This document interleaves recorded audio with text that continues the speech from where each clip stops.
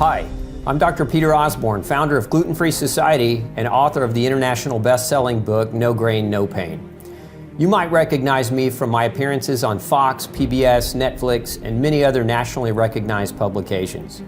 I am super passionate about helping those with gluten sensitivity, and that's why I dedicated so many resources to creating Glutenology, the ultimate masterclass on going gluten-free. Now, this class is more than just a tutorial on how to go on a gluten-free diet. It is jam-packed with 14 hours of information broken down into 10 simple-to-understand modules. You may not know this, but researchers have found that as many as 92% of people going gluten-free fail to show improvements in intestinal damage and inflammation. That's a super alarming statistic, and that's why I created the Glutenology Masterclass, to help you navigate the healing process and overcome the destructive autoimmune-inducing properties of gluten and grains. I want to teach you what so many are doing wrong when they embark on their gluten-free journey. Some of the key concepts I'll be covering in this masterclass are, in Module 1, breaking down the definition of gluten and why this definition may be keeping you from your recovery. In Module 2, I'll cover the hidden and little discussed symptoms of gluten sensitivity. Module 3 discusses the medical confusion around testing for celiac disease and gluten sensitivity. In Module 4, I'll break down gluten-free whiplash and the different pitfalls that people fall into and mistakes they make too when initially going gluten-free. In Module 5, I teach you where to start, how to avoid hidden gluten, and also how to avoid cross-contamination when traveling and eating out at restaurants. In Module 6, I break down the 7 fundamental habits everyone must practice to restore their health after years of gluten-induced inflammation and damage. In Module 7, I cover what no doctors are discussing, nutritional status, because vitamin and mineral deficiencies contribute to persistent symptoms even if your diet is perfect. In Module 8, we dive into all the foods that can mimic gluten and prevent you from recovering. And in Module 9, I teach strategies for those of you who have gone gluten-free but continue to struggle with health issues. And lastly, we go beyond gluten and discuss strategies for overcoming autoimmune disease. This is a master class you're not going to want to miss. This May, in honor of Celiac Awareness Month, I'm sharing the entire master class with you for absolutely free. All you have to do is follow the link below to register, and we'll send you all 10 modules over the course of the next week, absolutely free to your email inbox. And if you know someone with celiac disease or gluten sensitivity, share this information with them. You might just help save their life.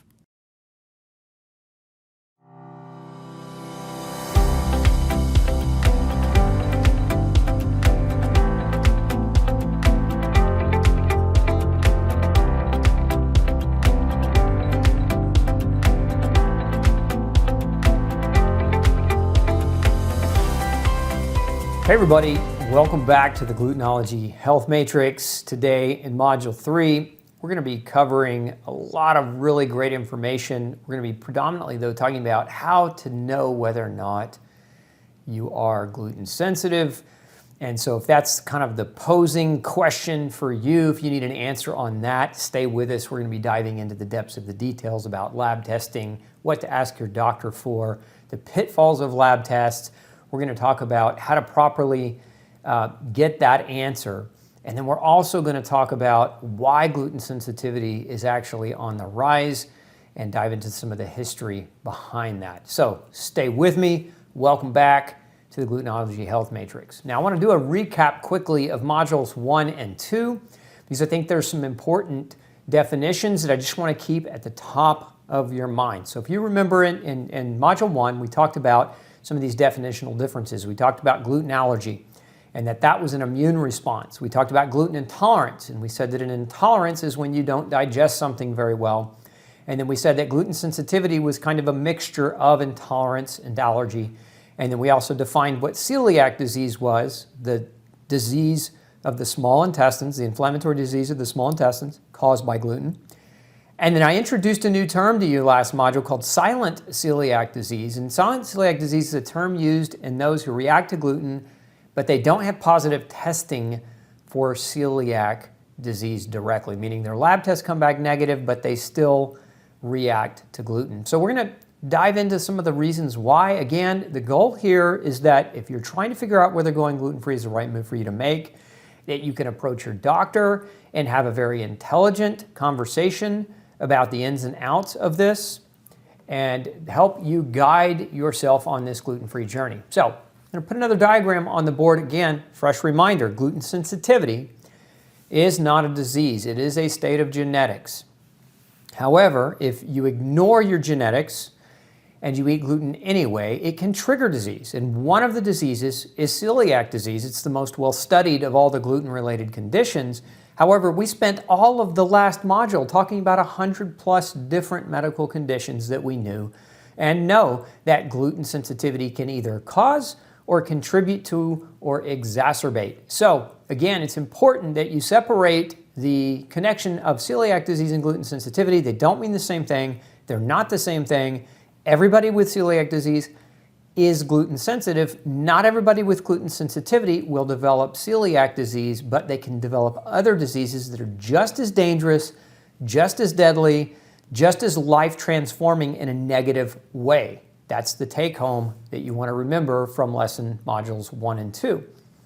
Again, gluten sensitivity is not a disease, it's a state of genetics. Now, what I'm showing you, I'm going to put a diagram up on the board for you of the most recent scientific consensus. In essence, this was a meeting that happened, a gastroenterology meeting that happened, where all the doctors got together and tried to come up with a consensus about what to do with this whole non-celiac gluten sensitivity conundrum, because it very much is a medical conundrum. A lot of doctors are hesitant to adopt any of this terminology because they really just don't understand it, and they don't want to believe that, that gluten could contribute to so many different problems. But as we mentioned in Module 2, gluten can mask its own toxicity, and it's a hydra, meaning it can create a lot of different types of problems. So in this consensus, you can see this diagram. Let's just blow that up on the screen for you. You've got that top box that reads gluten-related disorders, and then down below that, pathogenesis, meaning the genesis or the beginning of disease. And so you can see they break, and again, this is this meeting's consensus. I don't agree with this consensus, and I'm going to show you why I don't agree. Just like I don't agree with the common food labeling laws on gluten, as I showed you in modules 1 and 2, I'm going to show you why I don't agree with this consensus and why it actually should be updated. So stick with me. So you can see under pathogenesis, autoimmune disease, and I've highlighted that one. And then they've only listed 3 different forms of autoimmune disease as a manifestation of gluten. But we know that that's not true. We know there are more manifestations of gluten than just those 3 autoimmune conditions that are also autoimmune. So that's one of the, what I would call, errors in this document or in this scientific consensus. The other is below celiac disease, where you see the term silent celiac disease. Silent, what does that mean, silent celiac disease? If they're negative on their tests, but they still have diseases that are being caused by gluten, that's not celiac disease. That really should be non-celiac gluten sensitivity. So that brings us over to the right of this diagram, where you see that I've highlighted gluten sensitivity. So silent celiac disease really should be rolled in under gluten sensitivity, or aka non-celiac gluten sensitivity. In essence, it's a terminology classification difference, but I think it's an important distinction to avoid confusion, because so many doctors are already confused on this issue. Remember, the average doctor graduating from a medical school in the United States has less than 7 hours of nutritional training.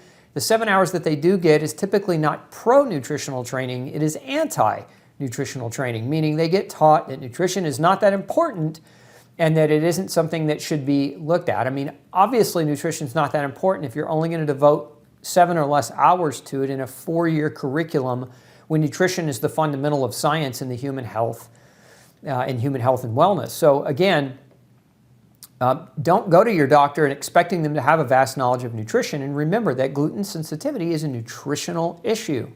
So I said before, gluten sensitivity is not celiac disease. They're not the same thing, okay? So we can't use the terms interchangeably. A lot of people try to do that. A lot of doctors try to do that. You can't.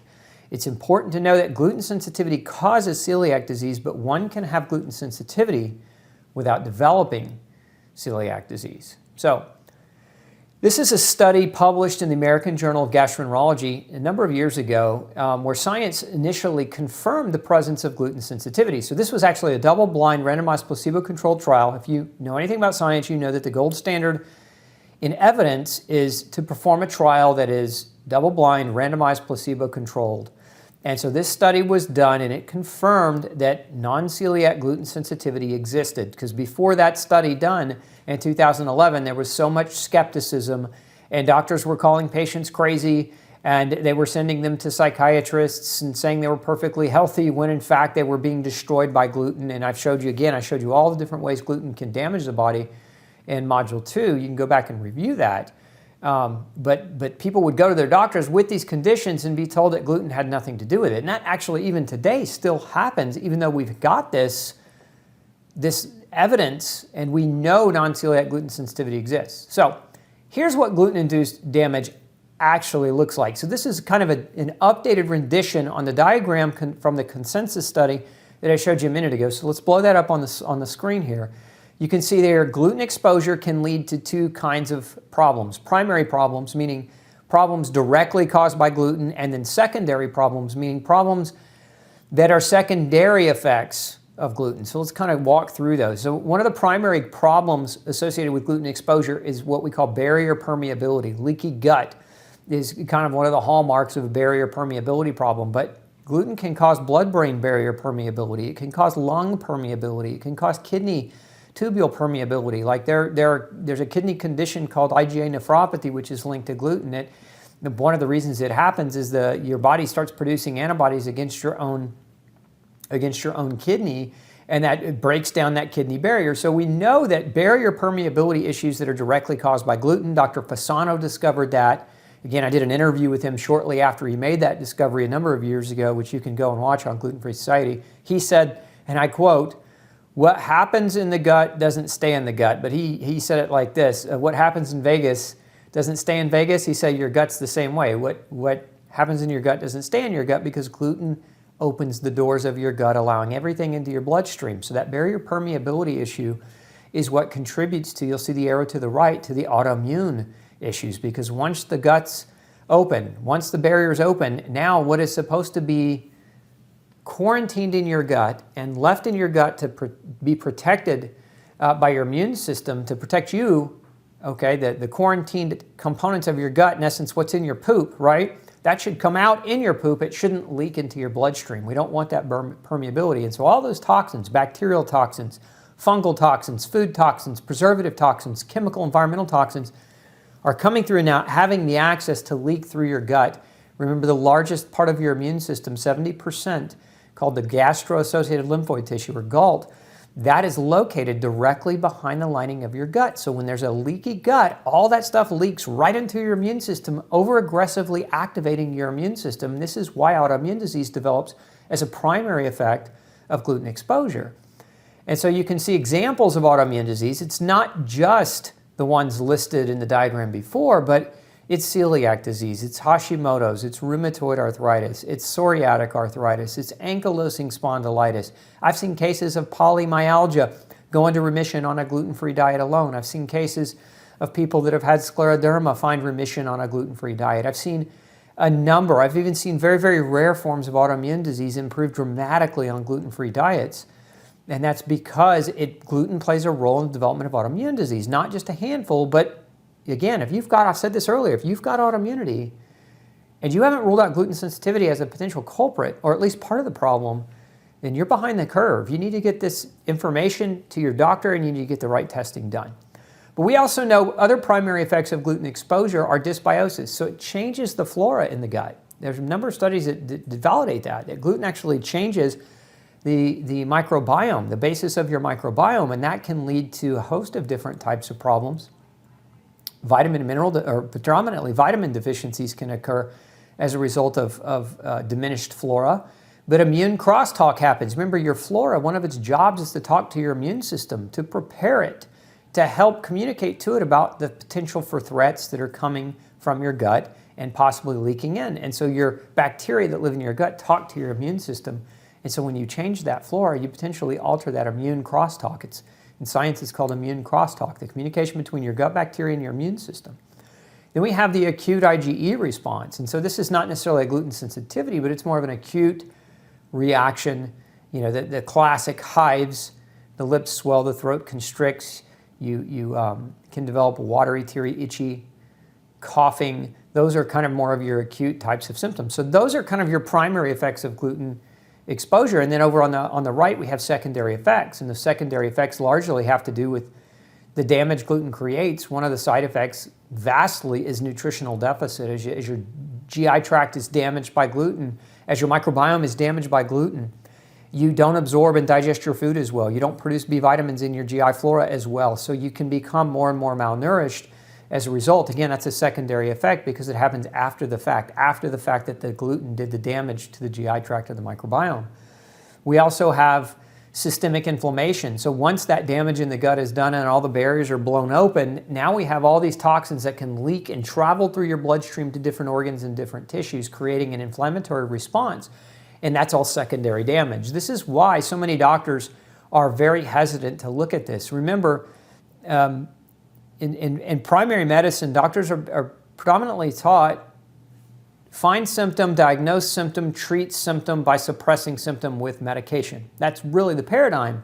And look, whether you agree with that paradigm or not, I'm not here to argue the merits of that paradigm. I'm here to argue the merits of truth, the importance of finding truth, which is if you have a domino and that domino is lined up with other dominoes and you knock it over, you have a domino effect. And this is what happens in the gut. You have a domino effect. When gluten blows a hole in your gut lining, it opens your gut lining up so that all those toxins from the food that you're eating and the milieu and the contents of your GI tract now have access to every organ and every tissue in your body, which now means the domino effect travels anywhere it goes. And so most people, the way they react to gluten, long-term exposure is unique to their weak points. Where are they weakest? Is their kidney the weakest area? Is their liver the weakest area? Are their joints the potential weakest area? Their weakest link is generally where gluten tends to go and affect them the most, where the inflammation tends to go and affect them the most. So those are, again, your secondary downstream effects, which is why sometimes when a person has developed inflammation in their joint as a result of gluten damaging their gut, they don't test positive per se for the gluten reaction, even though their joints are inflamed and swollen, and even though they respond by their joint pain and inflammation going away when they change their diet. And this is part of what we're going to dive into next, are these pitfalls in some of these lab tests, because the lab tests predominantly only check the primary without giving any kind of discernment into the secondary components or effects of the gluten exposure. And again, so one problem happens and it can create 10 more problems, and it's those 10 more problems that doctors get confused with. Okay, so let's start with talking about blood tests. I want to be very clear. Most tests that are designed to check for gluten are really not gluten tests. They're celiac tests, and this is why I've spent so much time and effort educating you about the difference between celiac disease and gluten sensitivity. They're not the same thing. They can't be construed as the same thing, and that's why we can't use the same types of tests to determine them both. Most of the testing, serology testing or serum blood tests that doctors measure to try to isolate whether or not you're reactive to gluten are not actually measuring for a gluten reaction. So we go through some of these tests. One of them is called an anti-tissue transglutaminase test. Another one's called an anti-endomysial antibody test. There's another one called anti-gliadin antibodies. Now, anti-gliadin antibodies does test for gluten. However, remember, we spent a lot of time, and I told you this in Module 1, I said it's going to be boring and it's going to be sciencey, but remember we said that gluten is defined as a family of proteins in the seeds of grass, and that there is not one type of gluten. There are potentially, well, that we know there are hundreds and potentially more than 1,000 forms of gluten to date. I mean, there's just in 2010 or 2012, researchers in Australia identified 400 new forms of gluten. So the science on this is not done, is my point. And you have to understand that when you measure for an antibody against gliadin is the one type of gluten found in wheat, barley, and rye.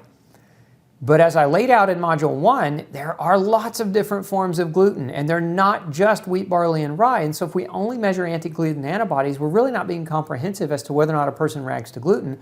We're only measuring whether or not they react to gliadin. This is why it's so important for you to understand this testing again, so you can go have a meaningful, intelligent conversation with your doctor.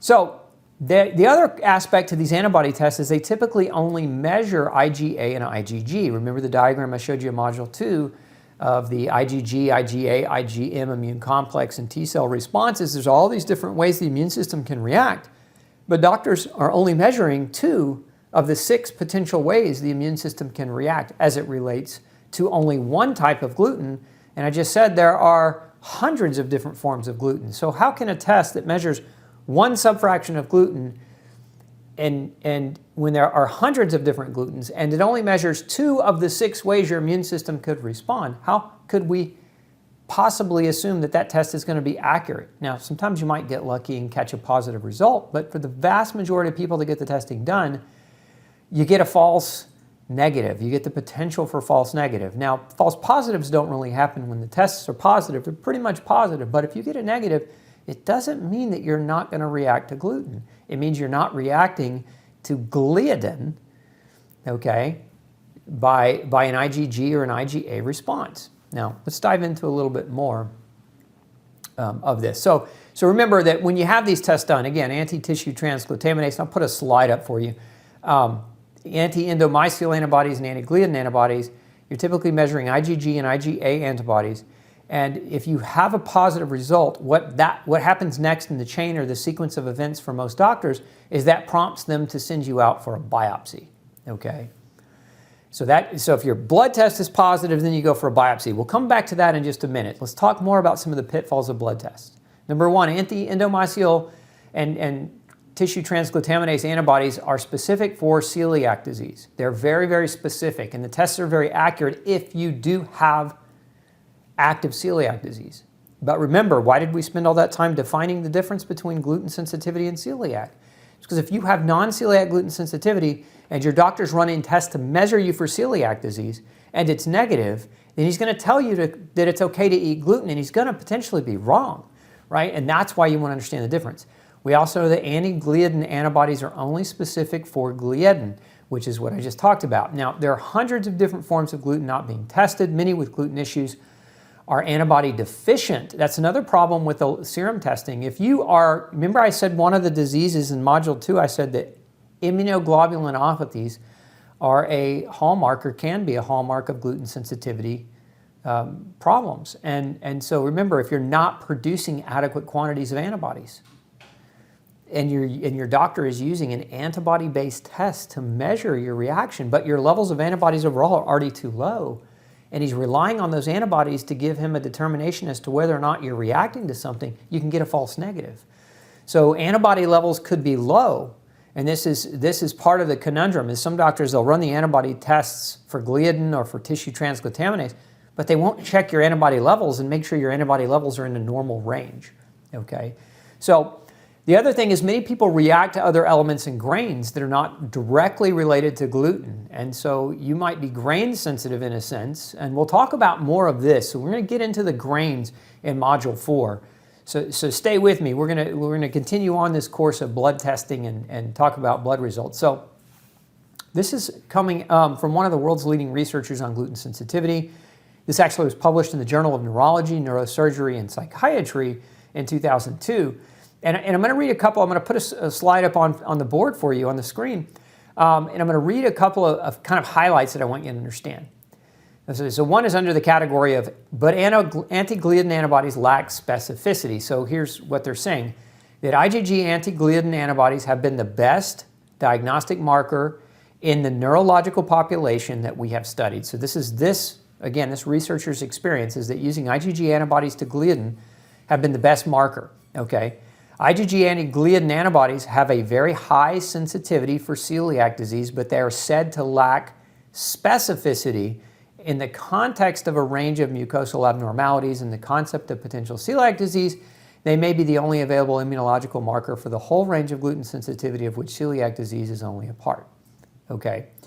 Then he goes on to say that the finding of an additional HLA marker, remember I keep telling you we're coming back to genetics, the finding of an additional HLA DQ marker, DQ1, seen in the remaining 20% of our patients may represent an important difference between the genetic susceptibility of patients with neurological presentations to those with gastrointestinal presentation within the range of gluten sensitivity. What he's basically saying is that 20% of his patients that respond to gluten by having nerve damage, okay, have genetic markers that are different than celiac genetic markers, meaning they have an HLA-DQ pattern.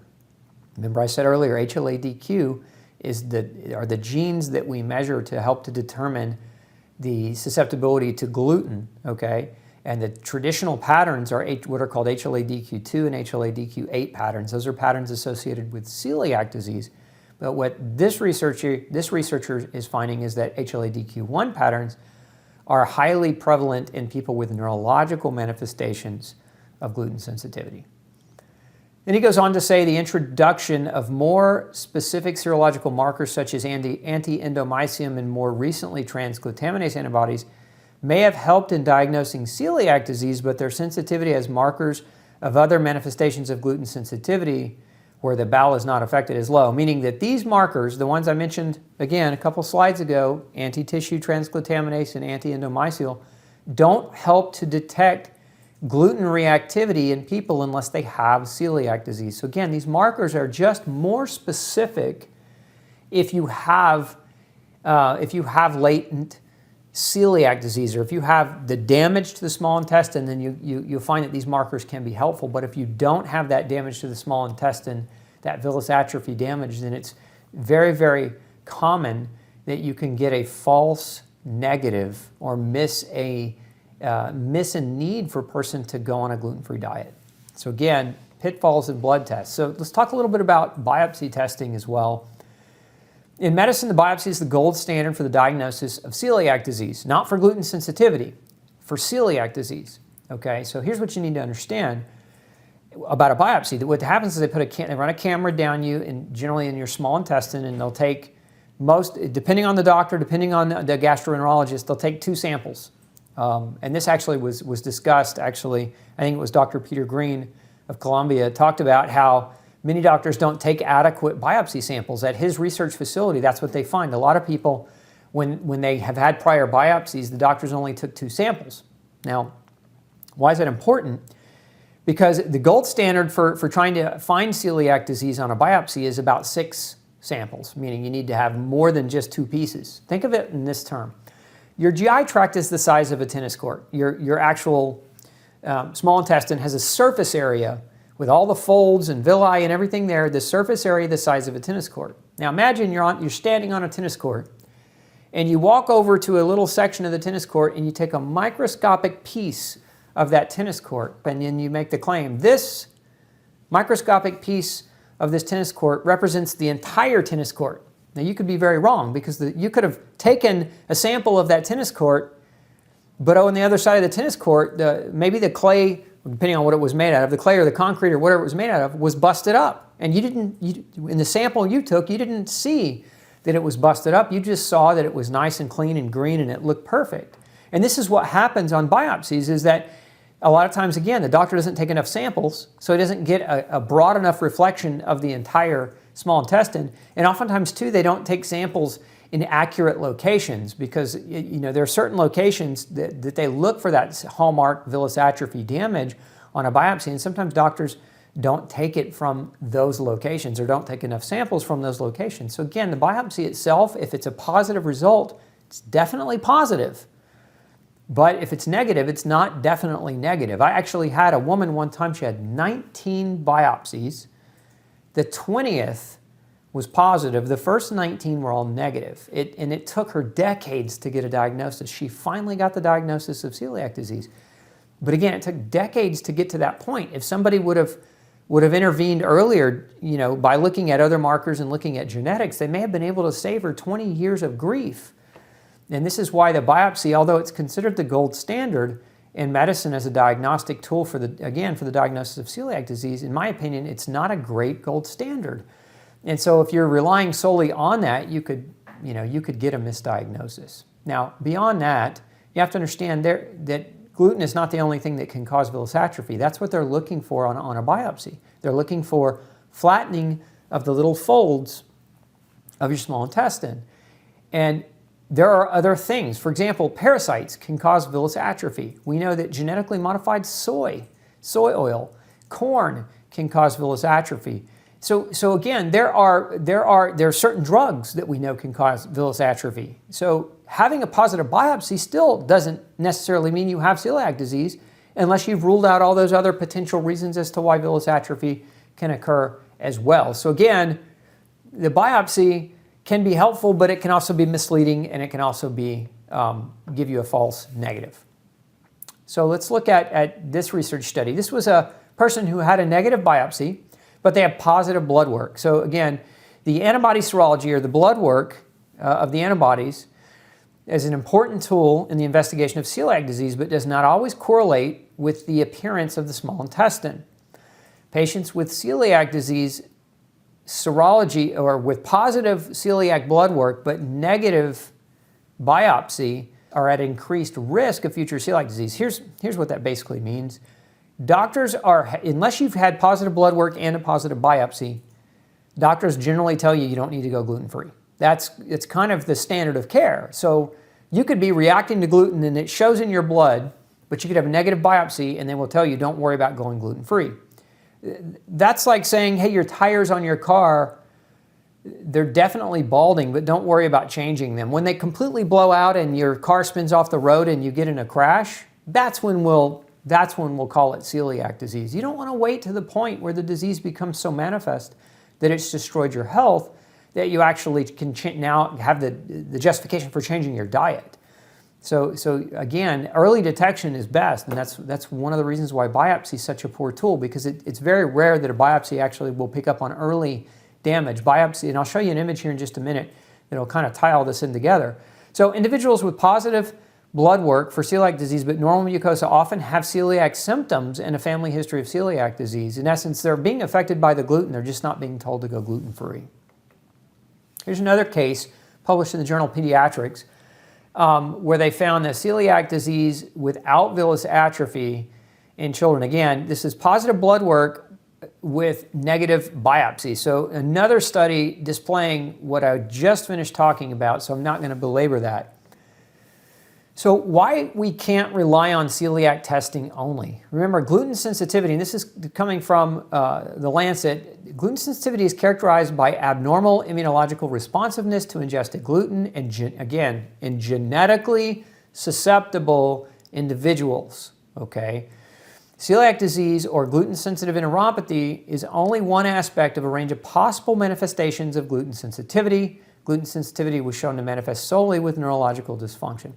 So again, we're hearing a lot of the same thing from a lot of different studies, and even from some of the same studies, but we're hearing the same things about gluten can cause other things beyond celiac disease, right? And that blood tests for measuring gluten can be inaccurate, and that biopsy for measuring villus atrophy can be misleading.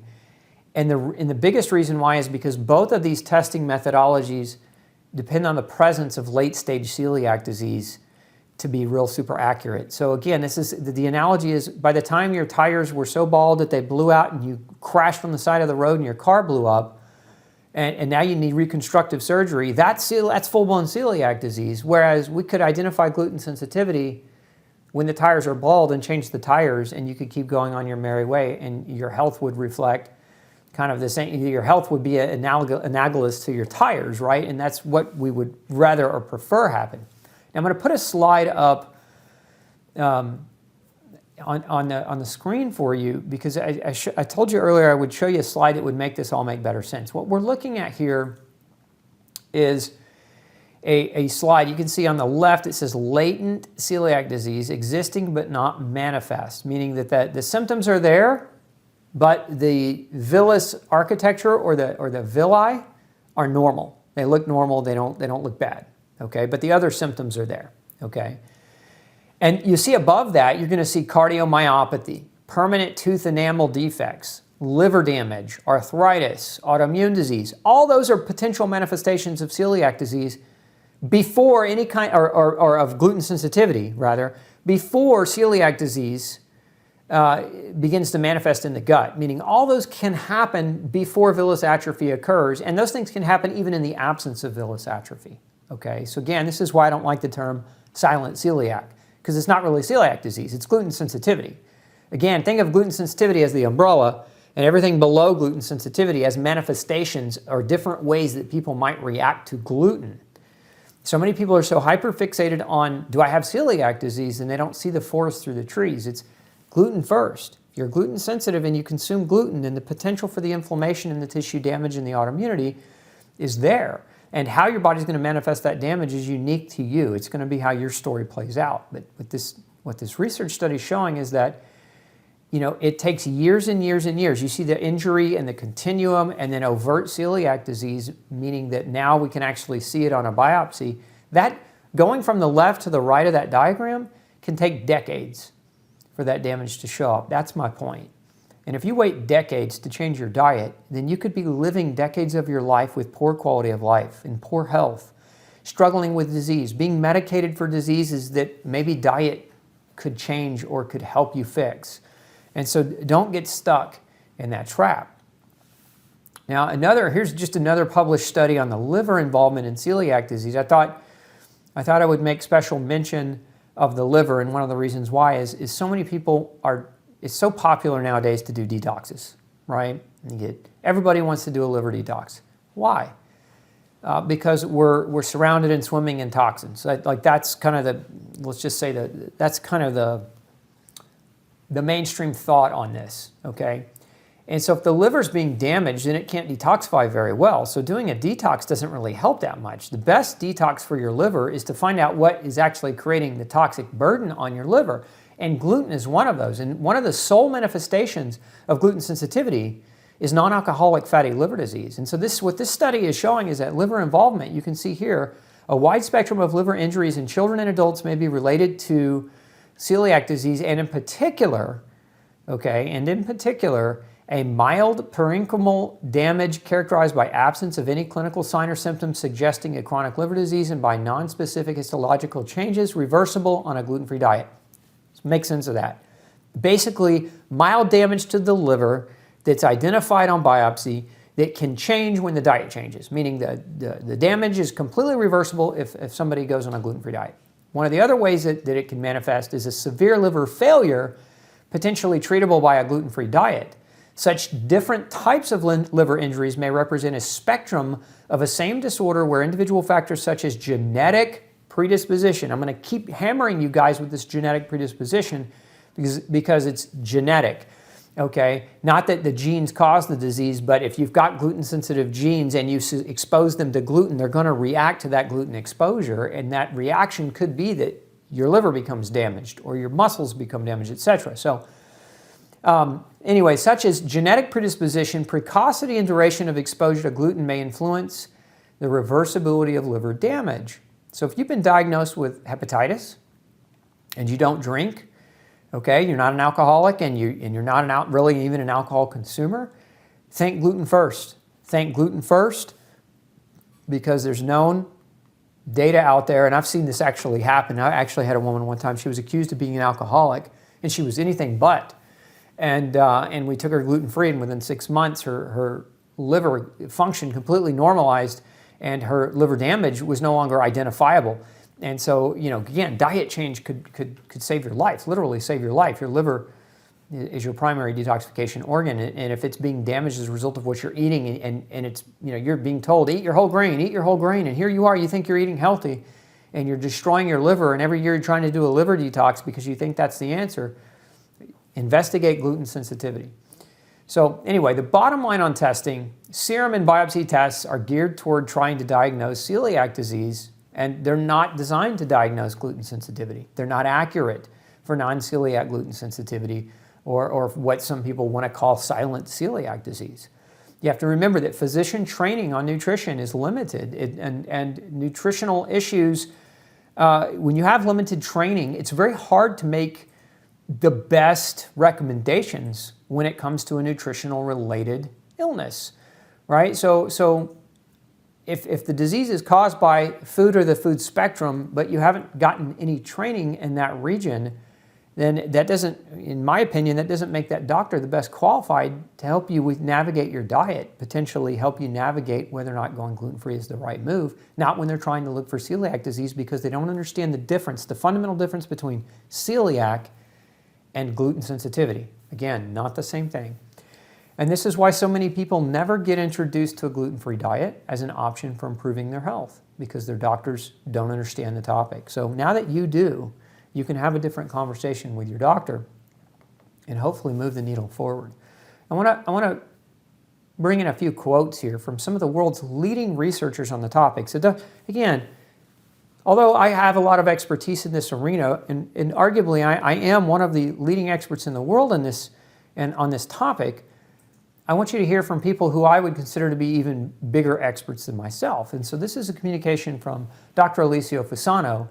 Again, he's the chief of pediatric gastroenterology and nutrition at Mass General, and he's also the professor of pediatrics at Harvard School of Medicine. And so here's his quote: 60 to 70% of those who think they have celiac disease and they seek help from his research center are actually gluten sensitive. They do not have celiac disease. That's a big statement, because here's a guy who has a research facility where people travel from all over the world to see him to try to figure out what's going on with them, whether it's gluten or celiac related. And he's saying that more than 2/3 of the people that come to see him have gluten sensitivity but don't have celiac disease. Yet every doctor in the country, and I don't want to say every because I don't want to generalize, most doctors in the country, again, the lab testing they use focuses on the identification of celiac disease. But for Dr. Fasano, world-leading researcher, says that up to 70% of the people that come to him don't have celiac disease. They have gluten sensitivity, and again, they're not the same thing. Then we have Dr. Peter Green. Again, I mentioned him a few times earlier. He's the director of the Celiac Research Facility at Columbia University in New York. This is his quote: "Recent studies are showing the gluten sensitivity may be much more common than previously thought. It may in fact be a separate disease entity that involves different organs and different mechanisms than celiac disease. While there is no doubt that the condition exists, the lack of definite criteria for a diagnosis has resulted in a skeptical attitude on the part of many doctors." He goes on to say, "The acceptance of gluten sensitivity as a valid condition has evolved." So again, I want to be very, very clear. This isn't just me in my small corner of the world, talking without scientific foundation. This is what most leading researchers are saying. And the problem is that most of your practicing doctors aren't implementing what current research and what new and updated research is saying on this topic. They're using antiquated information to look for celiac disease without the understanding that gluten sensitivity is a separate entity, a separate thing altogether, and that they're not synonymous. So again, gluten sensitivity is not celiac disease. Testing for celiac disease without looking for gluten sensitivity can lead to years of gluten exposure that cause inflammation, damage, and chronic disease. So a couple of, I mentioned this study earlier. We'll put those back on the screen for you, but science finally confirms gluten sensitivity. That study was done, and it was a double-blind, randomized, placebo-controlled trial in 2011. There was another study done in 2015, and it was another double-blind, randomized, placebo-controlled trial that reconfirmed the existence, if you will, of non-celiac gluten sensitivity as its own entity. So again, I want to be very, very clear. If your doctor is saying something different, it's probably because he hasn't read these studies. It's probably because he's not versed in this. Okay, let's move into why genetic testing is ideal. I'm going to give you more information about testing, because what I've just spent the last many minutes doing is telling you that if you have your doctor test for celiac markers, celiac blood work, biopsies, you might get misled. So, okay, well, if that's the case, then what the heck do we do? What are we supposed to do? This is why I really prefer genetic testing, and I think genetic testing is more ideal. Now I'm going to put up a slide for you, and you're going to see this is actually coming from from a journal called Autoimmune Diseases, volume 2014. So this is, what you're seeing in this image is the interplay between genetics, diet, toxic chemical exposure, infectious microorganisms, and autoimmune disease, right? And so what happens to people that get chronic exposure to gluten? for the most part, they develop a plethora or array of different autoimmune diseases. Remember, we spent all of Module 2 discussing all the different conditions linked to this. And so if we know that gluten can contribute to that autoimmune spectrum, and we know that we can identify the genetics of gluten sensitivity, to me, that's where we get early detection. Early detection is best before the damage occurs. In other words, don't wait for your body to develop an autoimmune disease because those can take 3 to 4 decades to develop. If we can detect gluten-sensitive gene patterns early and change the diet early, then we can have an immeasurable impact on health outcomes. So remember, genetics can be measured to identify predisposition to a reaction to gluten. And then diet, right?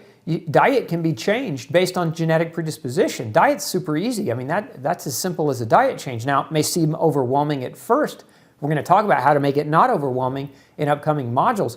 But diet is the simplest way. I mean, living a life full of chronic autoimmune pain, to me, is the hardest thing in the world to have to do, especially harder than diet change. Diet change, to me, is a relative easy thing to do in that regard. And then toxic chemical exposures, those can be traced, tracked, and controlled, right? And infections can be addressed. If you have a bacterial infection, you can see your doctor, get an antibiotic, or address it in whatever manner you see fit.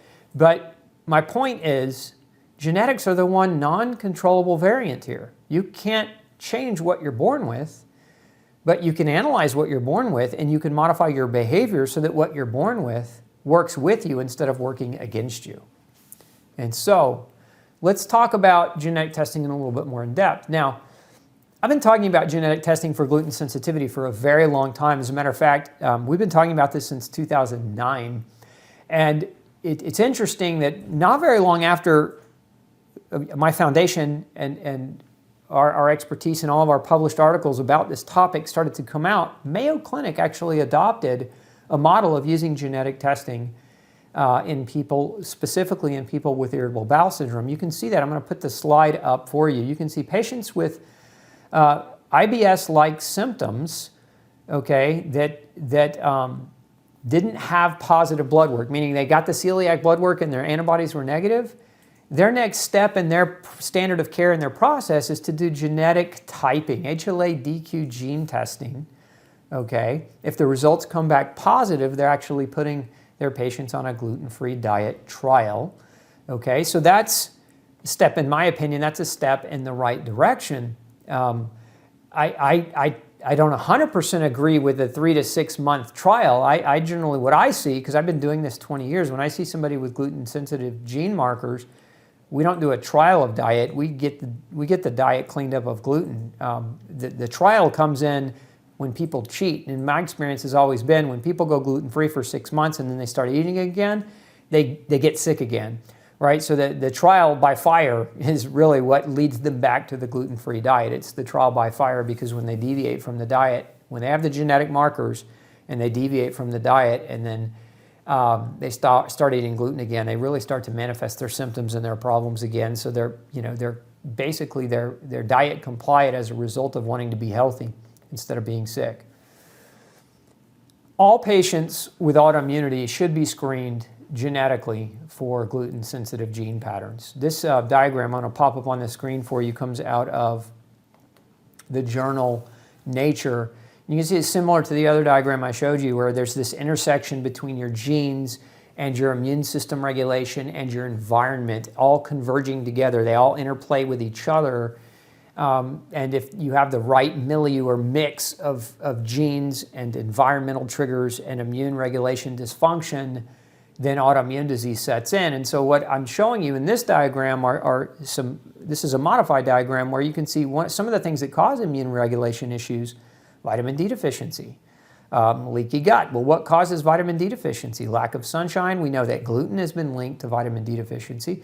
We know that gluten can cause leaky gut. Again, leaky gut causes immune dysregulation. So gluten plays a role in the genetic component, gluten plays a role in the immune regulation component, and of course gluten plays a role in the environmental component because gluten, you don't have gluten in you naturally, you consume gluten from the environment, right? So it's the foods that you eat, the grains that you're consuming, and your environmental component. So we know if we can isolate those genes, and we can impact your immune regulation while impacting a change on your environment through a diet change, and we can have better outcomes in terms of autoimmune progression. Okay, so what are the gluten-sensitive genes? I'm not going to belabor these because I'm not going to teach a class on genetics today. I think it would be probably very confusing to most of you. But these are the basic gene patterns for gluten sensitivity and for celiac disease. You'll see the ones that have stars by them are actually celiac gene patterns, where the ones that do not have stars by them are what we call non-celiac gluten sensitivity gene patterns. And so these are the things that should be looked at by your doctor, and these are the things that lab tests like 23andMe and again some of these other genetic labs, they're not running this, they're not looking at this, they're looking at other components. Here's what we know. HLA-DQ2 and HLA-DQ8 genes are linked to celiac disease. We know they're also linked to non-celiac gluten sensitivity, as well as other autoimmune conditions. And there's some references here. If you really want to go read more on this topic, you can. I've put the references up for you. We also know that HLA-DQ1 genetics and HLA-DQ3 genetics are associated with non-celiac gluten sensitivity, but not celiac disease. So again, 2s and 8s are celiac disease and non-celiac gluten sensitivity, whereas 1s and 3s are non-celiac gluten sensitivity alone. These gene alleles have also been associated with an increased risk for several autoimmune conditions, including autoimmune neurological damage, which I've showed you a number of studies tonight showing that one of the sole manifestations of gluten exposure can be nerve damage, which is why it's so important to detect genetics early, because nerve damage takes a very long time to heal, and if you let a neuropathy progress and transgress into massive nerve damage. Remember, nerves are one of the slowest healing tissues in your body. And I've seen cases where a person had 20 or 30 year neuropathy, and it took years for them to recover. I've had cases where 4 or 5 years. Yeah, there's improvement with the gluten-free diet, there's improvement, but it's super slow, super tedious.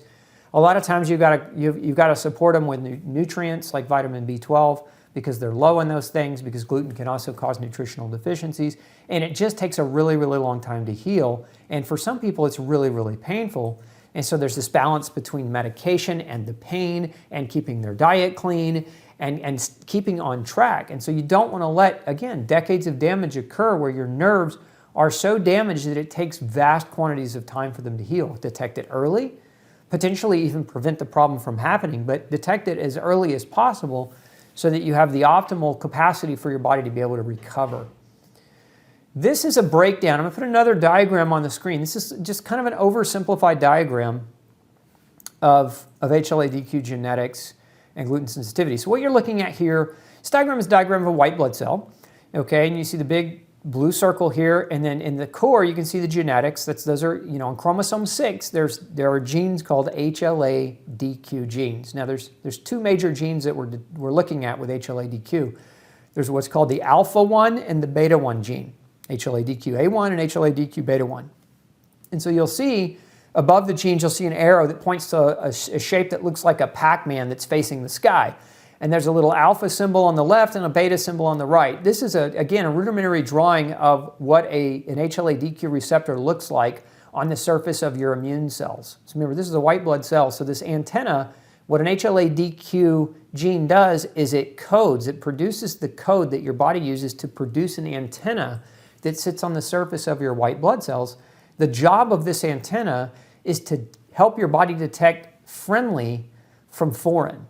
Okay, which is why this is such an important gene to measure as it relates to gluten sensitivity, because if your body views gluten as foreign and not friendly, then you're going to have an immune response against that gluten when you expose that receptor to gluten. And you can see there, then you've got the gluten just above it. So the shape of the gluten fits very nicely into that receptor, and it activates it and helps to create what's known as an inflammatory cascade. Now that's a simplified diagram. What I'm going to show you next, okay, is a more complex diagram. If you can follow me here, if you look on the screen, what you're seeing here is you're seeing the big pink kind of rectangular structures on the top of this graph. Those are cells of your small intestine. Now the ones on the left are healthy looking cells, and the ones on the right, they look a little bit more kind of permeated. Those are damaged cells, okay? But this is what's known as the the epithelial barrier of your gut. This is the single layer of cells that line the course of your gut. Now, you'll see that you'll see a little number 2 there in yellow, and you'll see that that healthy cell is next to that unhealthy cell, and there's a gap between them. That's leaky gut, okay? So what happens is gluten creates an injury to the lining, to the zonulin. Remember that protein that anchors the gut cells together, and then it creates this gap or this leak. And so now those little gluten, those little green spheres that you see in this diagram, that's gluten. So now those can now travel past your gut lining, and you'll see one of the first things that happens is that they're presented to that big purple looking splash mark with a DC in it. That stands for dendritic cell. It's a type of immune cell, and that cell picks up that gluten and it says, oh, we're not sure about this, and it carries it over to a mature cell. And you'll see on that mature DC, you'll see a little structure. It's purple and it's sticking up, and it looks like an antenna sticking off the surface of that cell. That's an HLA-DQ receptor. So again, this is just a little bit more complex drawing of what I showed you a minute ago. When that gluten is presented to that receptor, there are a couple of different types of reactions that occur, and both of them are immune responses. One of them is called a Th1 response, and the other is called a Th2 response. A Th1 response generally leads to a broad spectrum release of chemicals that cause inflammation. Chemicals like tumor necrosis factor alpha, chemicals like interferon gamma. These are chemicals, again, that are released by your immune cells to create inflammatory damage. And in this case, it's in an attempt to neutralize the toxin. You also make antibodies. If you follow that Th2 reaction, you'll see that antibodies can also be produced against gluten. And so if you look both of those arrows, whether you're producing inflammatory chemicals or antibodies, they both lead to the same outcome, which is potential for autoimmunity. And that's what I want you to understand, is that this very much is a genetic issue. If you have the gluten-sensitive gene pattern and you expose your body to that gluten, your body's going to look at that gluten. Genetically, it's just going to look at it as foreign, and it's going to try, just like it sees a foreign bacteria or a foreign infection, it's going to try to mount an immune response to neutralize it.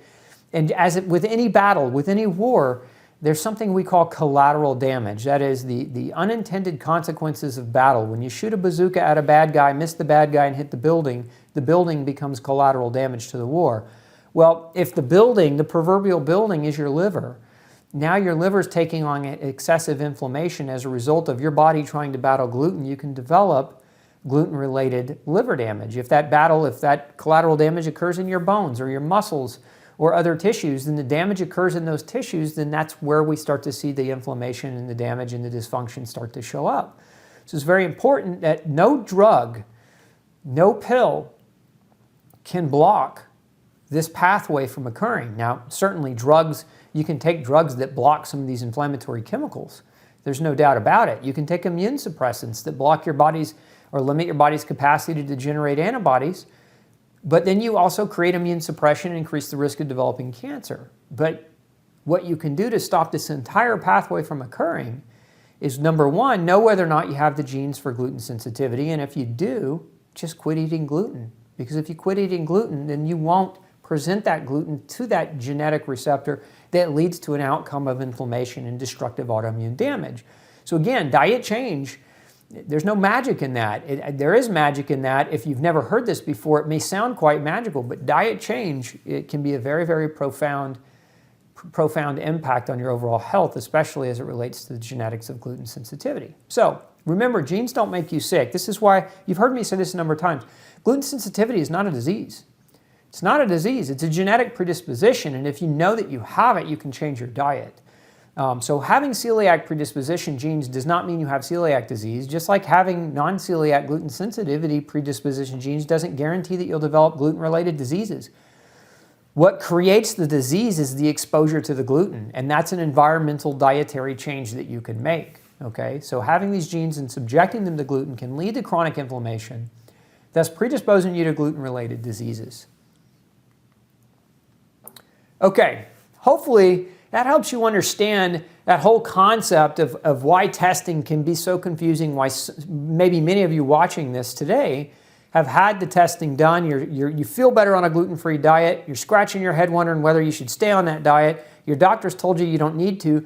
Some people go so far as to tell you you're hurting yourself by being on a gluten-free diet, which is absolutely ridiculous. You can do zero damage to your body being on a gluten-free diet unless your gluten-free diet consists of a bunch of processed, packaged, gluten-free foods that aren't good for you. And that diet could be said the same of a gluten-full diet. You could eat a gluten-full diet full of processed, packaged foods that also wouldn't be good for you. So if you're following a true gluten-free diet, as we've been spelling out in these modules, there is no risk for malnutrition. There is no risk for developing other forms of disease. The real risks come when people go gluten-free the wrong way, and they go gluten-free by eating nothing but processed foods, a bunch of processed grain-based foods that are labeled gluten-free that aren't technically gluten-free, and so they continue to struggle. So anyway, let's talk next about how common gluten sensitivity is. This is the question that I get back after I talk about genetics. The first question most people want to know is, well, how many people have these genes? How common is it? And the true answer is we don't know. But the speculated answer, in essence, most experts believe that, and I've mentioned this before, that celiac disease affects 1% of the U.S. population. And that's the same for industrial countries. So U.S., same in Great Britain, etc. We know that non-celiac gluten sensitivity affects an estimated 6%. Now, these numbers were based off some research published in the World Journal of Gastroenterology in 2017. Again, any research study that tries to ascertain the entire global population incidence is going to be limited because you can't test everyone. The resources aren't there, and the time and the effort isn't there. But here's something else to chew on. Unpublished data from Dr. Kenneth Fine. Now, Dr. Kenny Fine runs a lab called InteroLab in Dallas, just north of me. I'm in Houston, Texas. And so he's the director of InteroLab, and he's a gastroenterologist, and he's been doing GI research and gluten-related research for decades. And his research, again, non-published at this point, but he speculates that up to 33% of the population has some degree of gluten sensitivity or gluten intolerance. And I tend to agree with Dr. Fine. In my experience, we've done thousands and thousands of DNA tests over the years, and I see it play out kind of in that same zone of percentage. Now, I see the prevalence rate be much higher, at least in my experience, when somebody has pre-existing autoimmunity. So if you've already been diagnosed with an autoimmune disease, the likelihood that you're going to have gluten sensitivity predisposition genes is extremely high, much higher, let's say, than in a healthy individual who doesn't have pre-existing autoimmune disease. So that's the best we can say as far as how common is gluten sensitivity. Again, there's no exact answer because the number is probably going to change as science evolves and we learn more about it. But to date, these are the numbers that we have. Now, here's something else that we know, historically speaking. And since 1974, there's been a 5-fold increase in the incidence of celiac disease, okay? So in this study done, you can see the conclusion was during a 15-year period, celiac disease prevalence increased 5-fold overall in the U.S. since 1974. Now, this study was published in 2010 in the Annals of Medicine. And so, again, from 1974 to 2010, which is a period of about 36 years, we saw a 5-fold increase incidence in celiac disease. Not non-celiac gluten sensitivity, but in celiac disease. Here's what else we know, and this is the estimated global prevalence of celiac disease, that in the 1950s, the estimation, and look, there are a lot of reasons why this data could be misleading or misconstrued.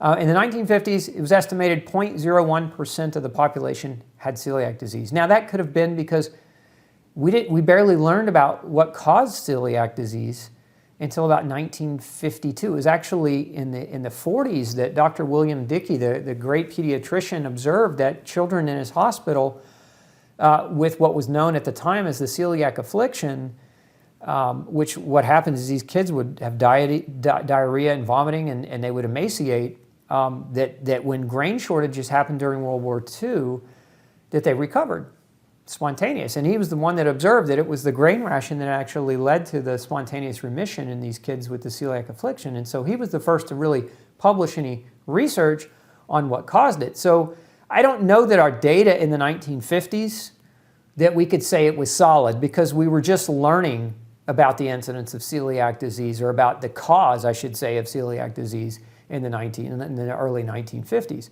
Now, that being said, in the 1970s, where we had 20 more years of data, 0.03%, and then in 2010s, the number, the prevalence has gone up by 1%. Now, some would argue that that's because we have better testing, we have better methodology for identifying celiac disease, and I would say, yes, we do. That is absolutely correct. I mean, endoscopies have come a long way. Even blood testing, as much as it has flaws and potential for error, it still has also come a long way. So we've got technologies that help us, that actually do help us to detect. And so what we don't know is this an increase in prevalence, or is this an increase in accuracy of being able to identify it? Nobody can really answer that question. Okay, but here's what we also know, that wheat accounts for 50% of the total caloric intake in industrialized countries. Now, that wasn't always the case. We know that the consumption of wheat has gone up since the 1950s. 50% of total caloric intake. I mean, most people, what is it? Cereal for breakfast, a sandwich at lunch, pizza at dinner, or some type of pasta. Like, everything is super, super bread heavy. You also look to what they do with a lot of the grains. To make bread, they add vital wheat gluten to make it chewier, right, to increase the texture of the grain. So they add gluten to it. And a lot of your pizza crusts, for example, are super chewy. That's because they've added extra gluten. So not only is wheat 50% of caloric calories total in the diet, but a lot of the wheat has been enhanced, meaning the wheat flour has added gluten to it. So you're getting almost like a double bomb, the native gluten from the wheat, but then also the added gluten to make to give the chewiness, to give the gluey, chewy effect of the bread. And we also have a study here on modern wheat breeding and how that could increase the occurrence of celiac disease. In this study, it suggests that modern wheat breeding practices may have led to an increased exposure to celiac disease epitopes, meaning it increased, the modern wheat increased the incidence or the opportunity for that gluten to do damage to these genetically susceptible individuals.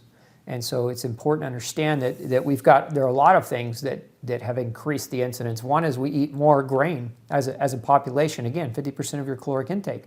Number two, we've got changes and alterations in the way farming is done. We've got hybridization of grains and genetically manipulated grains. We've got different chemicals and pesticides and other things that are added to grains.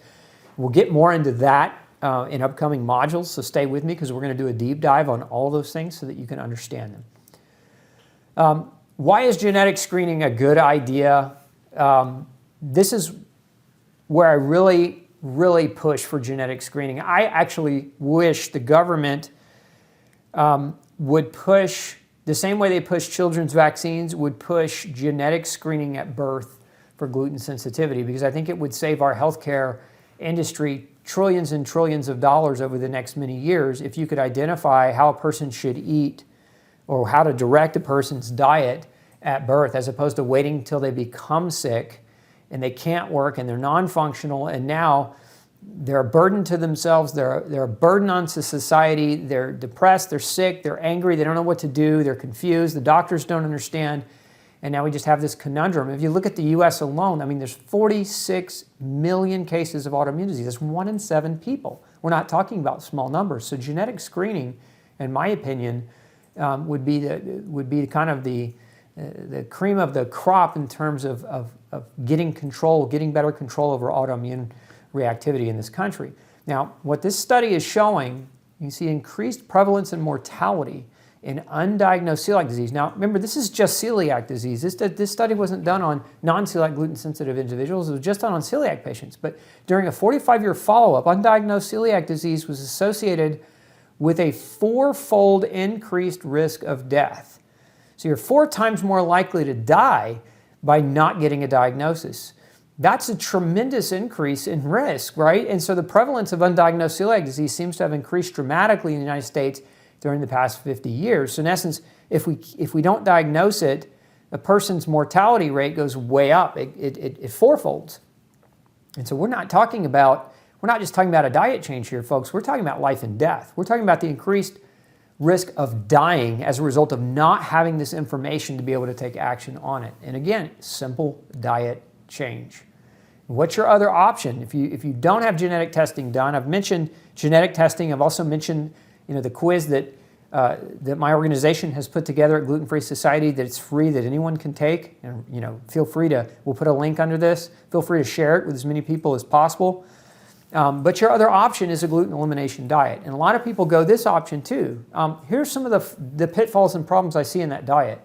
Number one is they do it wrong. There's a 12-week learning curve, about a 12-week learning curve to learning how to go gluten-free properly.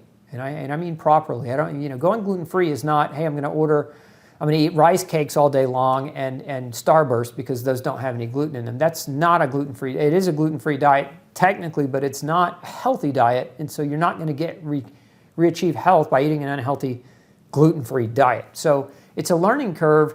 It requires a hyper-diligence without evidence. So it's faith-based, meaning you've got to really feel strongly that this is the right move to make. And when it comes to diets, most people don't feel strongly enough to embark on a 12-week learning curve of a diet that they're not sure whether or not it's even going to have the outcome that they desire. That's just been my experience psychologically in decades of clinical work with people. It requires comprehensive understanding of what gluten is. And so again, part of this Glutenology Health Matrix course is to help you all understand what it really is. And people often fail in the diet due to a non-comprehensive approach to changing their diet and lifestyle, meaning they change their diet, but they don't change their lifestyle too, and so they have all these other bad habits, and so they don't see the outcomes, and when they don't see the outcomes they're looking for, they quit. Or they have pre-existing inflammation or existing disease that often requires nutritional support. And so, the analogy is like this. If you're driving your car and you roll over and a nail gets into your tire and pops it, imagine that the nail is gluten, right? So the gluten pops your tire, so to speak, right? And you pull the nail out of the tire. You pull the gluten, right, out of your diet. And guess what? Your tire is still popped. The damage that it created didn't just go away because you removed the offending agent. Sometimes the body is in such distress, inflammatory stress, that it needs a jump start. And for many people with gluten issues, it needs a nutritional jump start. You've got to really look at the vitamins, the micronutrients, the things like vitamin C and the minerals like zinc and calcium and chromium and selenium, and looking at these things because your body needs these vitamins and minerals to heal. So in order to heal the flat tire, right, in order to fix the flat tire, that requires a degree of work. You need a jack, you need a tire iron, you need muscle, right? You've got to have the ability to patch that tire or whatever that looks like. Well, in your body, the work that happens in your body, all those elements, you need the vitamins, you need the minerals, you need the carbs, the fats, the proteins, the nucleic acids, the amino acids, you need the water. Like all those nutritional building blocks are necessary for that proverbial gluten pop tire to heal. And if you don't have those things lined up, then you may go on a gluten-free diet, but because your body doesn't have what it needs to heal the damage that gluten caused for the past decade, then you might not see the response that you want. So a gluten elimination diet is fine. It won't hurt you to do it, but if you're going to do it, you need to dedicate all of your efforts and resources at doing it. Don't play around. Okay. Now, part of our mission is to help people, right? It's to help people get answers as it relates to the gluten-free diet. And one of the things that I did when I decided to create this master class for you was I got a hold of our lab director and said, look, we need the cheapest possible price that you can give us, because a lot of people are going to want to be genetically tested because they're going to be educated about how important it is. And so what we've done is we've created a code for you to use where you can get, and I don't think we'll ever see a lower cost on this lab, you can get the genetic testing done for $299. It's regular $385, so it's almost $100 off. It's never been this cheap. We've never been able to get the lab to run it this inexpensively for us. Now make sure, because you're taking the time out with me to watch the Glutenology Health Matrix, make sure that you use the code MATRIX when you check out to get that discount. So we want to offer that to you again as just our way of saying thank you and as our way of supporting you in your endeavor and effort on going to a gluten-free diet in a serious way. And as always, if it's not in your budget right now and you just want to have some information that might help guide you in that direction, we have a free quiz that was doctor developed on-site, online, and that's free. You can take that as well. We'll put a link below this video for you to access that quiz. And make sure, again, share it with as many people as you know who might benefit from a gluten-free diet or whom you might suspect need to go gluten-free, because together we can help more people. Remember, 46 million of you have autoimmune disease. 1 in 7 people. We know that the #1 cause or trigger for autoimmunity in the world that's been studied to date is gluten sensitivity. So help us get this information out into the hands of the people that need it the most. Together we can save a lot of lives. As always, our goal here is to save 100 million of them over the course of our efforts in educational outreach. Now, I want you to stay tuned for Module 4 because I'm going to help you understand why gluten sensitivity is on the rise. I'm also going to help you understand some of the most common mistakes people make when they're going gluten-free and how to avoid what we call gluten-free whiplash. So I'll see you in Module 4.